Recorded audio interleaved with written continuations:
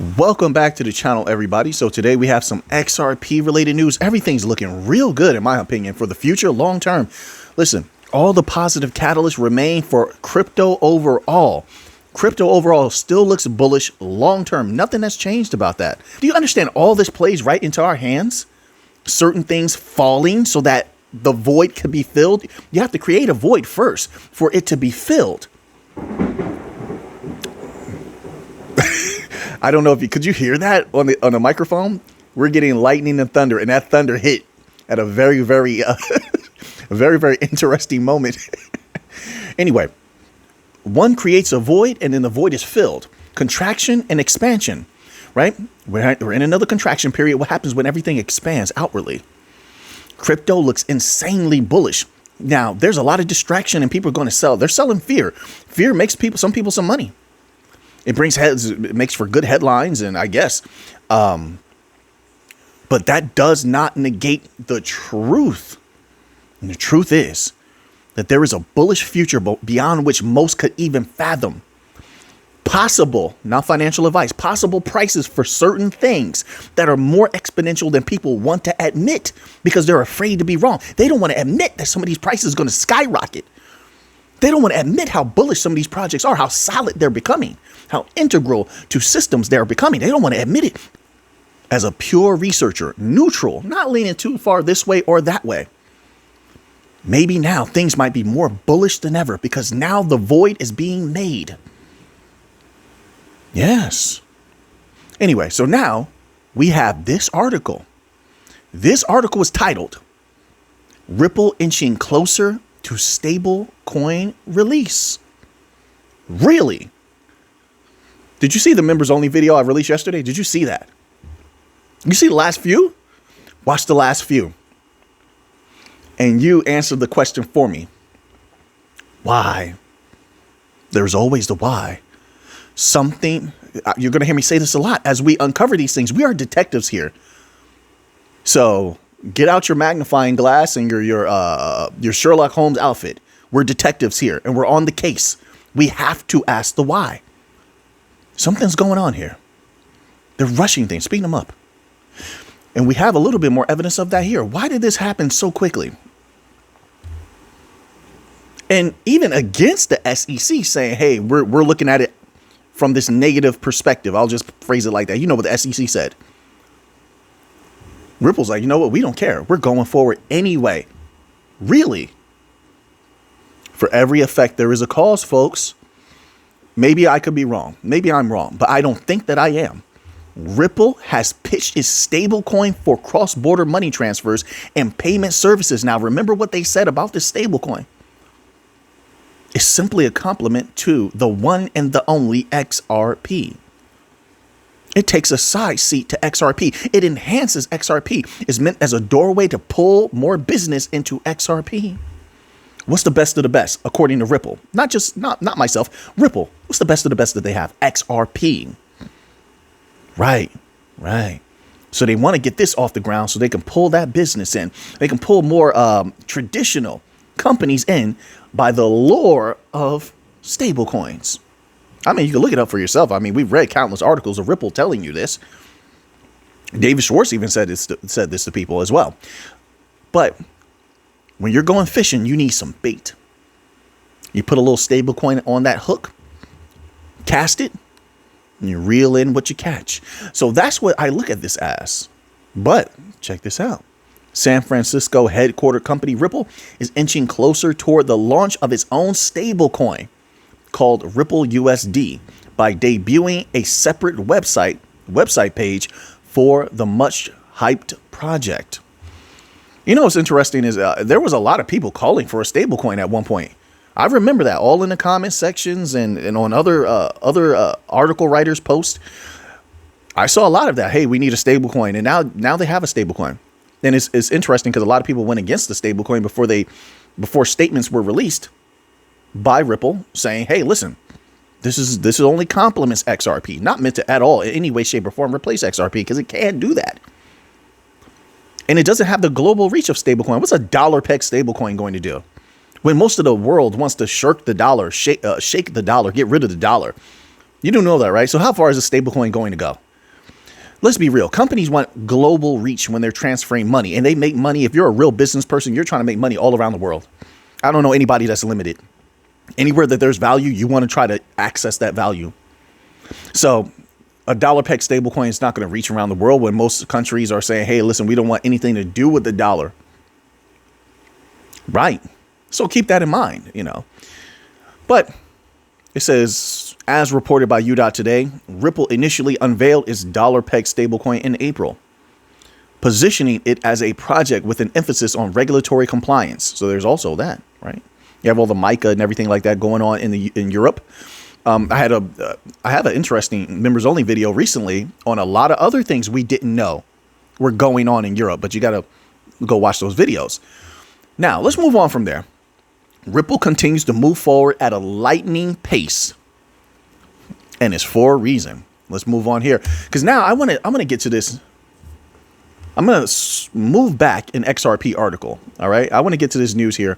This positive news where other individuals believe that what we're going through right now is nothing new. It's nothing major. And they're still bullish, and just like I'm still bullish. So this article here is titled Economist Raoul Pal on Crypto Plunge. Literally nothing. Regular day in the trenches. Exactly. I'm liking this individual more and more with each day. I am. Every time I read an article from this individual, I'm seeing that our understanding is very, very similar. Now, it says Raoul Pal, prominent investor, macroeconomist, and Real Vision Platform CEO, says nothing special in current crypto price drop. I feel the same way, Mr. Powell. It says, while more and more cryptocurrency traders and analysts are sharing bearish views on the current market phase. I don't know if I said that in this video. I've tried to film this video at least 6 times so far, so I don't know which one it was in, but I was saying in one of them that there's going to be a lot of bearish news just pushed around just because fear sells. It does, and some people are good at selling it, and they make a lot of money off of it. So they're going to push that. They're going to push the negative news a little bit more because it's what's hot right now. So now, Raoul Pal sees nothing to worry about. I feel the same way. If you're looking at the grand scheme, the grand plan for crypto as a whole, it looks super bullish. Nothing. I don't see anything right now that could stop it. Everything actually enhances it. All these legacy system aspects that have become negative are falling. It benefits crypto. It's not a negative to crypto. Short term, people are going to panic. Then they do irrational things. Soon that storm will pass. People come to their senses. They can be irrational one moment and come to their senses another. That's how I look at it. But long term, yeah, nothing has changed. It says he also shared his views on meme coin performance that I don't care about and unveiled whether his Solana bags are underwater. No way. There's no way. No way his Solana bags, as they call them, this is when you purchase something and you're holding it, right? There's absolutely no way his bags are underwater. No way. Mine aren't. Mine aren't. There's no, I refuse to believe he didn't get Solana at probably a much lower price than I have. Unless he's doing all that buying and selling, not just holding long term, I suppose. But Solana has been up so much from where, at least where I discovered it. It's nowhere near being underwater. But I'm taking underwater to mean that he lost some money on it or he's down on it, right? Correct? There's no way. I mean, but let's see what he has to say. I can't speak for another man. I would just assume that this individual has a very good team who acquires Solana at probably a historically low number. And I say that in the grand scheme of where I think Solana is going to go. I think at that point, people will look back and say those who got Solana at a very low price in the future are legendary because of it. It's my humble opinion. It says, despite the net crypto capitalization being 5% down in the last 24 hours, there is literally nothing happening in the markets, economist Raoul Pal says to his 1 million followers. Here's it. They cropped the tweet here for us. Very nice. It says, comes back from dinner in Lisbon, checks X losing its collective-ish. You know, he said a curse or profane word I'm not going to say here. And it's true. It's not just, I don't know what's going on at X. I'm not on X. But I know from article writers in the comments underneath some articles that, yeah, it seemed like people were just losing it. And like they felt like the world is burning and such. I beg to differ. And even if it was, I'm going to find a fire extinguisher and put the fire out. I'm going to survive. I'm going to make it. I'm going to win no matter what. Until if there's breath in my lungs, I can assure you Alpha Neem's trying to win. Anybody that's around me or associated with me, I want to see them win. And I'm not going to stop until I stop breathing. I want to win until I stop breathing as much as possible. That's just how I feel. It's just my personality. It doesn't have to be yours. You don't have to agree with me, but I'm going to try. But so even if that were the case, it says, quote, we are all going to, it's all getting, destroyed. I'm paraphrasing, of course. It's all over, unquote. This is what he's saying, how people are reacting. Checks charts, sigh, literally nothing is going on. Noise. I like the way he puts that. As such, what is happening when Bitcoin and major altcoins looks like a regular day in trenches to the seasoned macro expert. Also, Powell mentioned impressive performance on something else. I'm not going to mention that. It's a meme coin. I'm not going to mention that. All right. All right. So, hey, that's his thoughts on that. I respect it. And we're going to get through this. It was always going to happen. I told you, we've been reporting on that for quite some time. I showed you those little article clippings with the circle at the top at the beginning of yesterday's video was proof. Just a little bit. I had way more. We were covering it for way longer than that. The whole, stock market problem and the possibility of a stock market bubble. And some didn't even call it a bubble. Some just said the crash was imminent. And these are experts. You saw those, just a few headlines I put up, right? So that was nothing. We saw that coming from a mile away. There was nothing new. It was nothing shocking. So those who actually have been watching the channel knew already, like, okay, this is a possibility. And it's something that everyone, if they're covering finances, I feel like everyone should have been covering that, as it's something very important that should be known. We can't cover everything all the time, but like every once in a while, I touch on things every once in a while. We don't cover T-bills all the time, but we do cover T-bills from time to time. We don't cover bonds all the time, but we do cover bonds from time to time, right? All right, so now let's move on here. We have some news from Samson Mao. Samson Mao, who also I'm liking more and more as I read comments from this individual. This article is titled, Samson Mao issues optimistic Bitcoin statement as Bitcoin falls below $62,000. I saw it a little bit lower, I believe. I saw it below 59,000 at one point. I don't know where it is right now. But this is his thoughts. Samson Mao, a renowned Bitcoin supporter and chief executive officer at Bitcoin adoption focused company Jan3, has published a statement explaining why the world's largest cryptocurrency by market capitalization, Bitcoin, has dropped 5.4% within just 24 hours, falling below $62,000 level. Mao explained that Bitcoin price is plummeting due to the TradFi traditional finance market crashing down at the moment. The leading market indexes demonstrated massive declines on Friday, along with the stocks of leading tech giants. Bitcoin has fallen. Then he gives some numbers, but we all know these numbers. Like I said, I think I saw it at a little bit lower. Jan3 CEO assured the community that this Bitcoin drag down is a temporary thing. Now, there's no guarantee in that, but I feel the same way. I do. Not financial advice, but I feel the same way. There's too much money to be made off of Bitcoin for it to remain down. It's too bullish. There's too many big companies behind it. I just don't see this. There's so many positive catalysts. I don't see this being permanent. I don't. I see Bitcoin exploding, as a matter of fact. I don't know when, but in the next few months, maybe.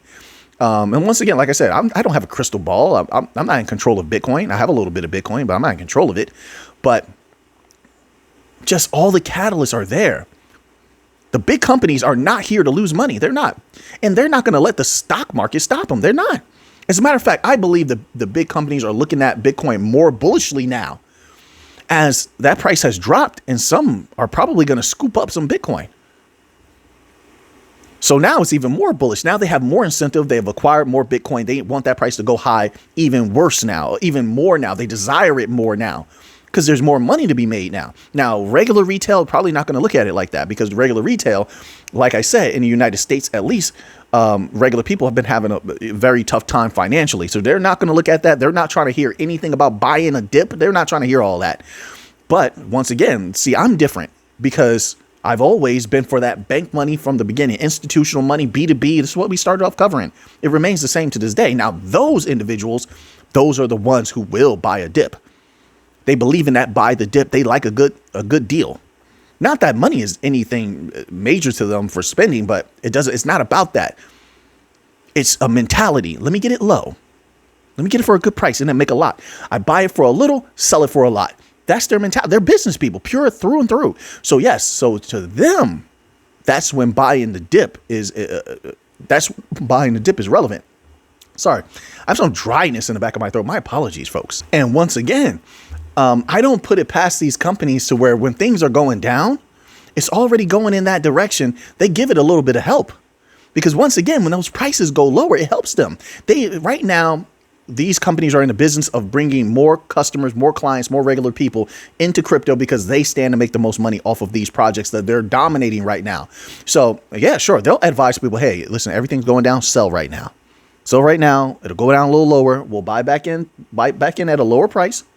And then we'll make a lot of money as it goes up. And it doesn't take a lot for them to put their mechanisms at work and pump the price. It doesn't. I mean, listen. Look at the difference between regular crypto companies, right? A lot of them only releasing information on Twitter. It gets almost no traction. A lot of companies do that, as opposed to the big companies, traditional companies that get their information out to the mainstream media and use connections and build relationships and build connections. And they get that information out to mainstream media and ensure that it's being covered. That's another thing. Mainstream doesn't have to cover things, but these companies ensure that it's being covered. I know that personally. I've been around a long time. I saw things personally when I was younger and I was in certain industries. I know how this works. And it's not always about money going behind the scenes. It's about connections and respect sometimes. But they ensure, in my humble opinion, that news is going to get covered. And then the mainstream media says, look at these ETFs. Look at all this inflow. Look at all these companies into Bitcoin. Just them talking about Bitcoin is advertisement. That's a pump. That's how you pump something. And so all the regular people say, wait a minute. BlackRock and these companies getting a Bitcoin. Maybe I should get some Bitcoin. And that lingers in their minds for a long time. So that later on, people might say, let me get some Bitcoin. And that thought in the back of their mind may be what helped them get the push to acquire crypto or Bitcoin and get involved. So there's always that as well. You know, I'm thinking about this very strategically. I'm trying to consider all possibilities. Hopefully this is coming out clearly to you as I'm trying to convey it. So now there's a lot of thunder today. I don't mind either. I was sitting out in the rain earlier. I don't know if I said that in this video or one of the other 6 I try to record. I just couldn't get into a flow. So, you know, sometimes you have to shoot things multiple times, but it was a beautiful hard rain today. Thunder. I'm surprised there's no lightning. I didn't see any lightning. Now yesterday, oh man, it was flash. You ever see that lightning? There's no thunder at all. It's just flash, flash, flash, flash, flash. It was insane. But now we have this XRP article here. This article is titled, let me scroll up. Bear with me one moment, please. I appreciate every single one of you. All of you are strong. You're the best of the best, in my humble opinion. Don't let anybody tell you different. You're a winner. You're worthy of that which you're going after. I believe you probably accomplished a lot already in life. You'll accomplish more. If you're great now, you'll be greater. That's how I feel. I build myself. But whoever's around me, I know that they're there for a reason. Everything happens for a reason. Cause and effect means everything happens for a reason. And if you're associated with me, you're watching this channel, I feel like you're a winner because of that. There's a reason that we're communicating. You're leaving me comments and I'm speaking to you. And we've been building here. So continue to be great. I expect you to be great. I appreciate you. All right. Now go out there and you conquer what you need to conquer. So now, not advice, of course. This article is titled, "Here is how high XRP price will go if its market cap reaches $1 trillion. As soon as they say market cap, some people snap. They get very emotional, and emotion and intelligence do not go hand in hand. It does not. Emotions erode intelligence. I'm going to tell you that right now. But a lot of people, they look at XRP as like some sort of stock or something like that, and they're not looking at the utility of what it's supposed to do. This does not mean it's going to take $1 trillion. It doesn't mean that. But what it means is that if it can achieve this and it's moving high amounts of value, right? Because that's what it's designed to do, work with interbank payments and work with multitude of banks and B2B payments. And now, what's the other thing? You have T-bills now being tokenized on XRPL. If ever it does take this, then this is just good information to have as to where the price may go. It's about considering all the information that may be relevant. We don't need to know everything. We just need to know the right things, right? So now, it says here, XRP price could skyrocket by as much as 2,893%. Once again, people see that type of number and they become very, very pessimistic, negative, and just dismiss all the information. But listen, I don't do such a thing. There may be something valuable in this. Not to say it's a guarantee. Once again, XRP market cap faces stunted growth. All right, we don't need to know about that. We know what happened in the past. Here we go. If XRP price hits $1 trillion market cap, David Gokhshtein, a former U.S. congressional candidate, made a case for an XRP rally to $589. Another commentator, Emily, has argued for an XRP upsurge to $1,000. I know this. It has great potential. High potential. A lot of the bank coins have high potential, and I'm here to see what it's going to do. See, a lot of people don't think like that. They're not here to see what it's going to do. They're trying to make predictions. And so on that, their mind is always chasing a number. And so there's a lot of emotions when you're chasing things. There's a lot of emotions, a lot of adrenaline involved in it. When it doesn't happen, then that same trajectory you went up is the same trajectory you go down. That which goes up goes equally down. The rubber band goes equally back and forth. The pendulum swings equally to the left as it does to the right. So I think that can be a very, very slippery slope there. I think that's how sometimes people get deflated and they walk away from projects by chasing numbers. I just know this. I know the research. I know that it's solid. I know that there's a lot of potentiality, and I'm willing to hold until I see what I need to see. Then it has nothing to do with anyone else at all whatsoever. Says here, notably, XRP has a circulating supply of 55 billion tokens. That we know. Not that it matters when it comes to banks. That's what the people don't get. Banks and big businesses, it doesn't matter. Closed ecosystems makes that not matter. In my humble opinion, having the ability of lending and delegating and staking at some point, if that's not something now, like, what Flare is trying to do with XRP and such, let's see how many different ways you can use XRP with that. And having some of that locked up, whether it's by companies or retail, if retail is going to be heavily involved, we shall see. That also makes me say the billions of tokens really inconsequential. Look at what it's trying to do. They're trying to be a global company. So multiple crypto experts have predicted an XRP surge to $17 price. You see, so this is what's interesting. You see these predictions all over the place. So clearly everybody has their own idea of where the price is going to go. So just let them have that.